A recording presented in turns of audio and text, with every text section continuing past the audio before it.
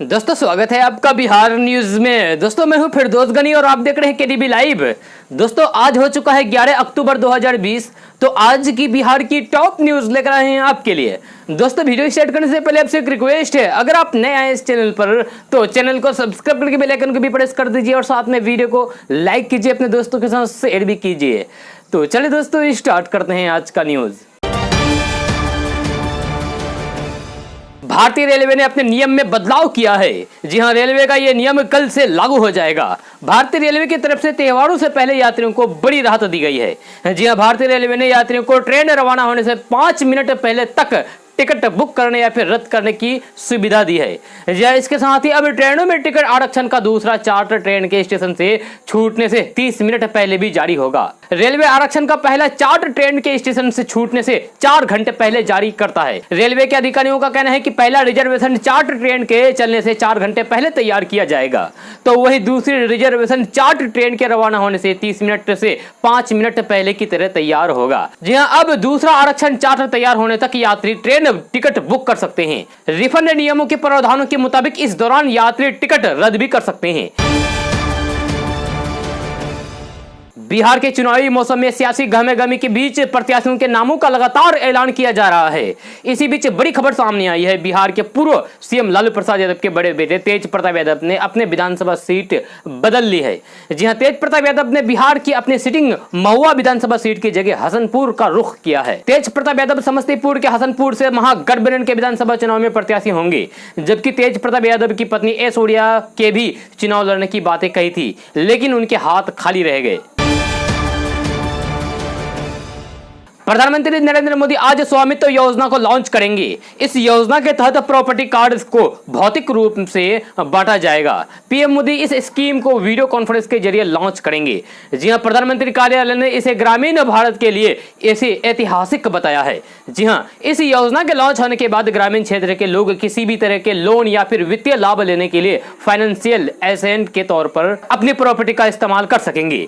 PMO द्वारा दी गई जानकारी के मुताबिक योजना के तहत 1,32,000 लोगों को अपनी जमीन की कागज एक एसएमएस लिंक के जरिए डाउनलोड कर सकेंगे।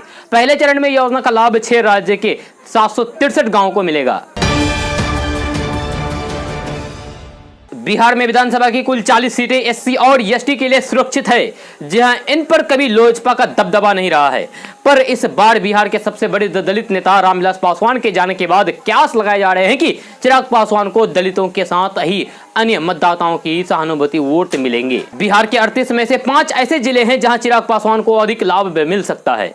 जी हां, ये जिले हैं खगड़िया, समस्तीपुर, जमुई, वैशाली और नालंदा। जी हां, खगड़िया रामविलास पासवान का पैतृक जिला है। यहाँ के अलौली विधानसभा क्षेत्र से पासवान पहली बार विधानसभा चुने गए थे। जी हां, इसके अलावा वैशाली, समस्तीपुर, जमुई और नालंदा ऐसे जिले हैं जहां दलित वोटों की संख्या अधिक होने के कारण इस बार के चुनाव में चिराग को सहानुभूति मिल सकती है। चिराग की पार्टी लोजपा ने जदयू के खिलाफ अपने उम्मीदवार खड़े किए हैं, इसलिए इसका नुकसान भी जदयू को होगा। बिहार विधानसभा चुनाव 2020 से पहले भाजपा छोड़कर लोक जनशक्ति पार्टी समेत तो दूसरे दलों में जाने वाले नेताओं को चेतावनी देते हुए बिहार भाजपा अध्यक्ष संजय जायसवाल ने कहा है कि 12 अक्टूबर से पहले सभी बागी नेता वापस लौटे, नहीं तो कड़ी कार्रवाई के लिए तैयार रहे। जी हां, इंडियन एक्सप्रेस की माने तो इसके साथ ही भाजपा अध्यक्ष संजय जायसवाल ने कहा है कि बिहार में नीतीश कुमार ही एनडीए के नेता हैं। जो कोई भी नीतीश कुमार को अपना नेता मानते हैं वो एनडीए का हिस्सा है, जो नीतीश कुमार को अपना नेता नहीं मानते हैं वो एनडीए के हिस्सा नहीं है। आपको बता दें कि लोक जनशक्ति पार्टी ने बृहस्पतिवार को बिहार विधानसभा चुनाव के लिए अपने 42 उम्मीदवारों के नाम का ऐलान किया है, जिनमें भाजपा से हाल ही में पार्टी में शामिल हुए कई नेता भी मौजूद हैं। बिहार में 4 बार विधायक रह चुके भाजपा प्रत्याशी अमरेंद्र प्रताप सिंह इस बार की विधानसभा चुनाव के लिए गांव-गांव जाकर जिस तरीके से वोट मांग रहे हैं उनकी चर्चा होने लगी है। जी हां, अमरेंद्र प्रताप सिंह पिछले चुनाव हार गए थे। उनके प्रतिनिधित्व ने उन्हें 666 वोट से हरा दिया था। जी हां, ऐसे में इस बार अमरेंद्र सिंह बिना कोरोना से डरे गांव-गांव जा रहे हैं, लोगों की देहरी तक जाते हैं और पैरों में गिर पड़ते हैं, जो आप फोटो में देख रहे हैं।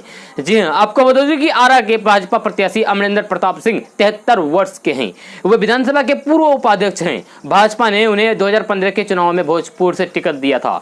इस बार फिर भाजपा ने उन्हें मैदान में उतारा है। अमरेंद्र प्रताप सिंह के समर्थक कहते हैं कि प्रताप आरा से 4 बार विधायक रह चुके हैं और यहां उन्हें बहुत समर्थन मिलेगा। खुद प्रताप जिस तरीके से गांव-गांव जाकर लोगों के पैर पकड़कर आशीर्वाद मांग रहे हैं, उसे समझा जा सकता है कि एक-एक वोट सहेजने की उन्हें कितनी अहमियत है। जी हाँ, ये तो अमरिंदर की बात थी, लेकिन बिहार के चुनावी मौसम में इन दिनों बहुत कुछ ऐसे दिख रहा है जो बाहर के लोग नहीं देख पाते हैं। जहाँ कोई नेता यहाँ भैंस पर बैठकर पर्चा भरने जाते हैं तो कहीं खुद को प्रत्याशी बैल भी कहने लगता है। जी हाँ, वोटरों को लुभाने के लिए नेताओं के तरह तरह के रंग देखने को मिल रहे हैं। बिहार में विधानसभा चुनाव को लेकर सियासी सरगर्मी के बीच कई चेहरे पर नजर टिकी हुई है। जी हाँ, कई ऐसे चेहरे हैं जिन पर कई आपराधिक मामले दर्ज हैं, जेल तक गए हैं। जी हाँ, जेल से छूटने के बाद राजनीति में खोया रुतबा हासिल किया है और बिहार की आवाज बन गए हैं। जी हाँ, इन्हीं नेताओं में शामिल है पप्पू यादव। उनका असली नाम है राजेश रंजन और राजनीति में लोगों ने पप्पू यादव को फेमस कर दिया। आपको बता दें कि राजनीति में पप्पू होने का मतलब राजनीति में पप्पू जैसे शब्द को मजाकिया तौर पर इस्तेमाल किया जाता है। जी हाँ, बिहार में पप्पू नाम मतलब जरा सा अलग है। बिहार में पप्पू ही नहीं, पप्पू यादव फेमस हैं। बिहार के बाहुबली नेताओं में शुमार पप्पू यादव खुद को गरीबों का मसीहा कहते हैं। उनका जन्म 24 दिसंबर 1967 को बिहार के पूर्णिया में हुआ। जी हाँ, समय गुजरा और पप्पू यादव का नाम और कद राजनीति में बढ़ा। 1998 में भाकपा के चर्चित नेता अजित सरकार की दुनिया से चले जाने से इसकी सीबीआई जांच में पप्पू यादव का नाम सामने आया था। केस के 10 साल बाद सीबीआई कोर्ट ने पप्पू यादव, राजन तिवारी और अनिल यादव को उम्र कैद की सजा सुनाई। फिल्म एक्टर सुशांत सिंह राजपूत के चले जाने का मामला बीते कुछ समय से लगातार चर्चा में है। भारत में तो इस पर लगातार बातचीत हो रही है। अब श्रीलंका में भी एक्टर को लेकर कुछ पोस्टर दिखे हैं। जी हां, श्रीलंका में सुशांत सिंह के बड़े पोस्टर लगाए गए हैं जिसमें सुशांत सिंह राजपूत को श्रद्धांजलि दी गई है। जी हां, साथ ही इन पर लिखा है कि सुशांत को न्याय मिले। सुशांत की बहन श्वेता सिंह कीर्ति ने सोशल मीडिया पर यह तस्वीरें शेयर की है। जी हां, तस्वीर शेयर करते हुए बहन ने कहा है कि शुक्रिया श्रीलंका। सुशांत की बड़ी बहन श्वेता सिंह कीर्ति ने श्रीलंका में लगे सुशांत को न्याय की मांग वाले बिल बोर्ड की तस्वीरें शेयर करते हुए लिखा है कि शुक्रिया। श्वेता सिंह लगातार सोशल मीडिया पर सुशांत को लेकर लिखती रही है। जी हां, साथ ही उनकी तस्वीरें शेयर करके उनको न्याय की मांग करती रहती है। रामविलास पासवान अब हमारे बीच नहीं रहे हैं। जी हां, उनके जाने से भारतीय राजनीति को बहुत बड़ी क्षति हुई है। जी हां, मालूम नहीं इतने बड़े दलित नेता की जगह अब कोई ले पाएगा या फिर नहीं, पर रामविलास पासवान के इस दुनिया से हमेशा के लिए चले जाने से उनके छात्र जीवन से लेकर वर्तमान के राजनीतिक दौर के साथी के अलावा विरोधी भी बहुत दुखी है। जी हां, कहा जाता है कि 1975 के जेपी आंदोलन ने बिहार के 4 बड़े नेताओं को जन्म दिया। इन नेताओं ने आगे चलकर पूरे देश में दलित और पिछड़ों की राजनीति बदल कर रख दी। जहां रामविलास पासवान पूरे देश में एक दलित नेता के रूप में उभरे तो वहीं लालू प्रसाद यादव, नीतीश कुमार और शरद यादव पिछड़ी जाति की आवाज बन गए। खासकर इन नेताओं ने बिहार की राजनीति में सत्ता में बैठे स्वर्ण नेताओं की नींव हमेशा से हिलाकर रख दी। आपको बता दूं कि लालू प्रसाद यादव, नीतीश कुमार और शरद यादव में सबसे सीनियर रामविलास पासवान ही थे। जी हां, उनका जन्म 5 जुलाई 1946 को हुआ था। उनकी शादी 14 साल की उम्र में हो गई थी। उन्होंने लॉ की डिग्री हासिल की थी। इसके बाद वे 1969 में राज्य सिविल सेवा परीक्षा में चुने जाने के बाद डीएसपी बन गए थे, लेकिन उन्हें राजनीति में ज्यादा दिलचस्पी थी, इसलिए वे 1969 में ही संयुक्त सोशलिस्ट पार्टी के टिकट से विधानसभा का चुनाव लड़े और 23 साल की उम्र में ही विधायक बन गए। महाराष्ट्र के सीएम उद्धव ठाकरे बिहार में चुनाव प्रचार करने के लिए आएंगे। जहां उनके साथ शिवसेना सांसद संजय राउत भी पहुंचेंगे। स्टार प्रचारकों की सूची में आदित्य ठाकरे का नाम भी शामिल है। शिवसेना अपने 50 प्रत्याशियों के चुनाव प्रचार के लिए चुनावी मैदान में उतार सकती है। बॉलीवुड के दिवंगत अभिनेता सुशांत सिंह राजपूत केस में बिहार और महाराष्ट्र सरकार के बीच जिस तरीके से ठन गई थी, अब शिवसेना इन नेताओं की एंट्री से मामला दिलचस्प होते दिख रहा है। जी हाँ, माना जा रहा है कि बिहार में इन नेताओं के विपक्ष के साथ साथ जनता के विरोध का भी सामना करना पड़ सकता है। बिहार में अब वर्चुअल के साथ एक्चुअल रैली का भी दौर शुरू होने जा रहा है।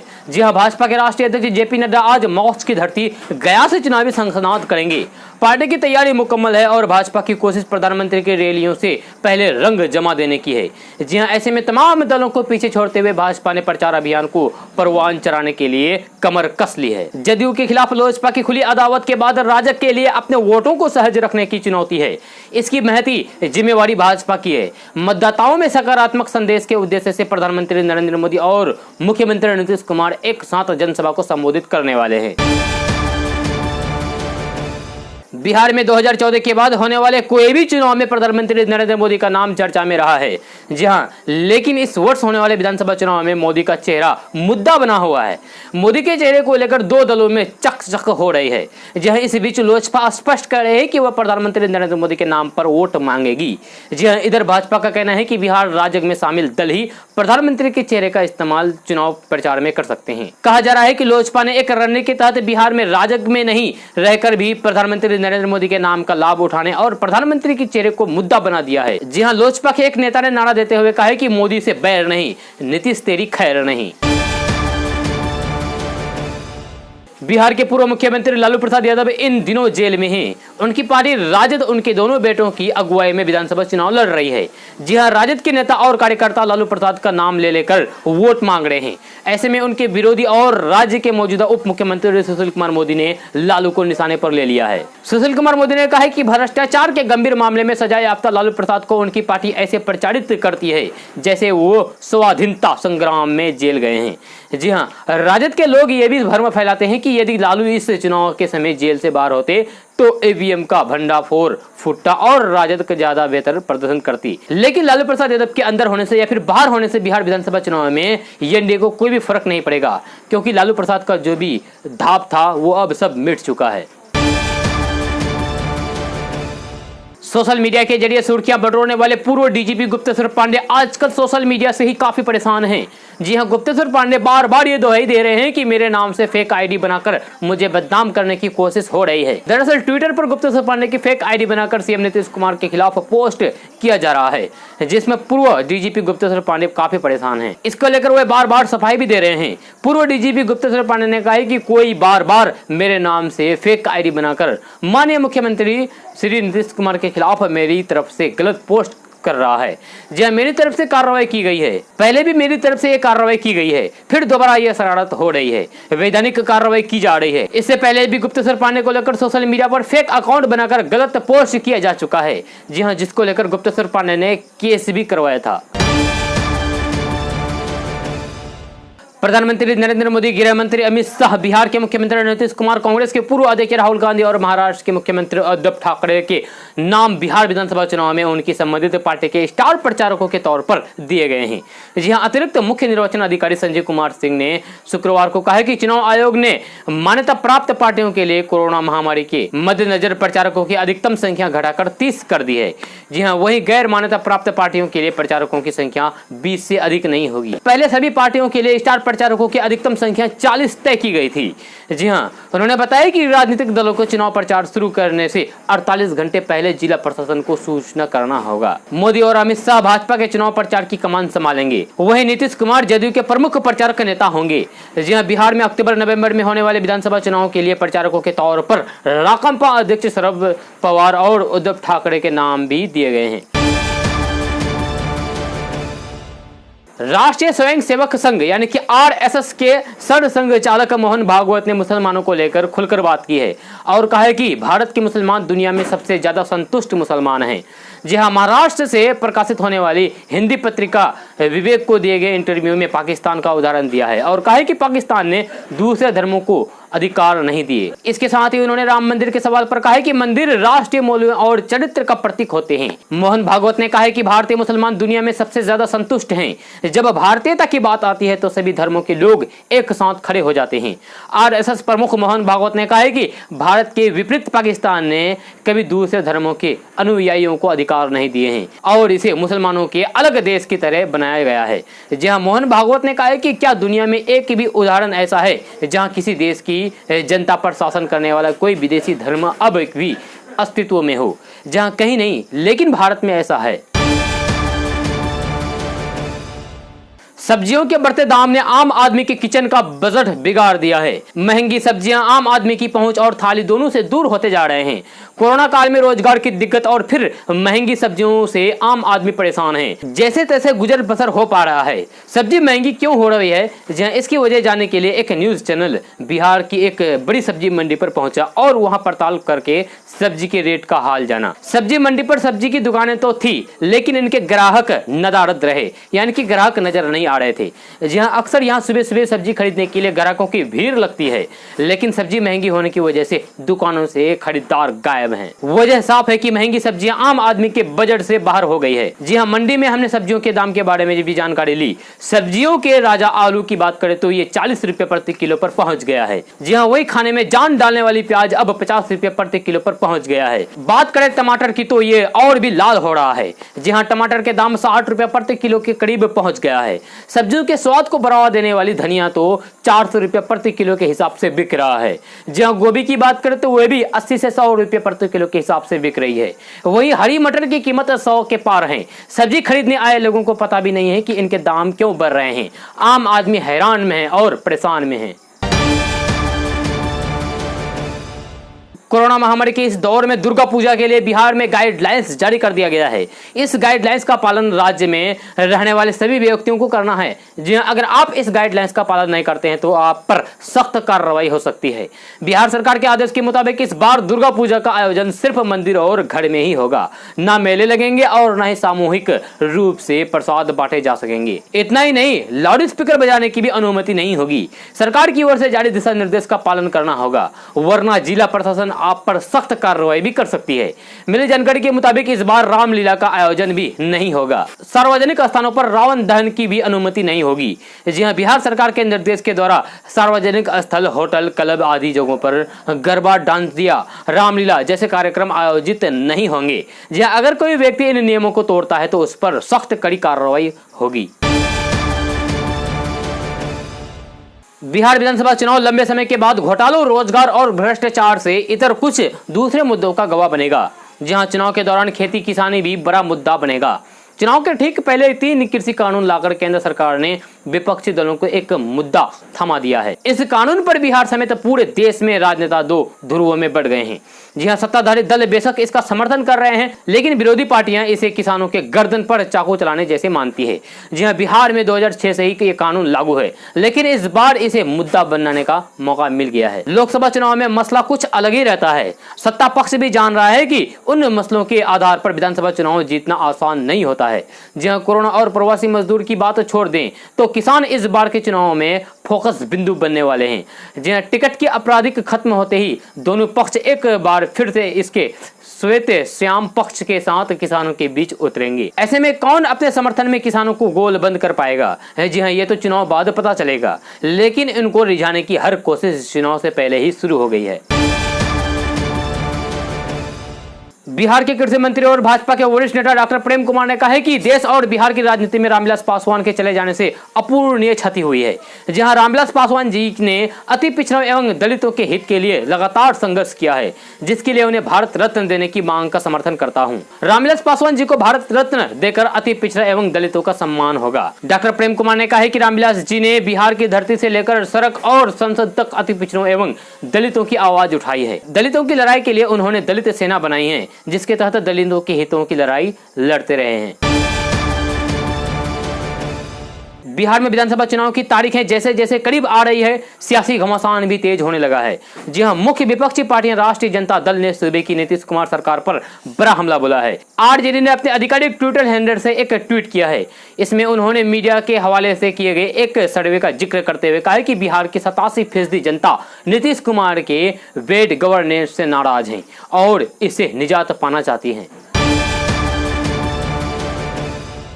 आज के समय में ज्यादातर लोग हरी सब्जियां खाना पसंद करते हैं। डॉक्टर भी लोगों को हरी सब्जियां खाने की सलाह देते हैं, लेकिन फूड सेफ्टी स्टैंडर्ड अथॉरिटी के पहले देशव्यापी अध्ययन में जो खुलासा हुआ है, इससे लोग हैरान हैं। जी हां, मिली जानकारी के मुताबिक food safety standard authority of India के सब्जियों पर किए गए अध्ययन में सब्जियों में लेड कैडमियम की अधिक घातक मात्रा पाई गई है, जो सेहत के लिए खतरनाक है। जी हां, इससे लोगों में कई तरह की परेशानियां भी जन्म ले सकती है। आपको बता दें कि मध्य प्रदेश के सब्जियों के 25% नमूने में हैवी मेटल की घातक मात्रा पाई गई है, जबकि छत्तीसगढ़ के 13.6% और बिहार के 10.6% नमूने में हैवी मेटल पाई गई है।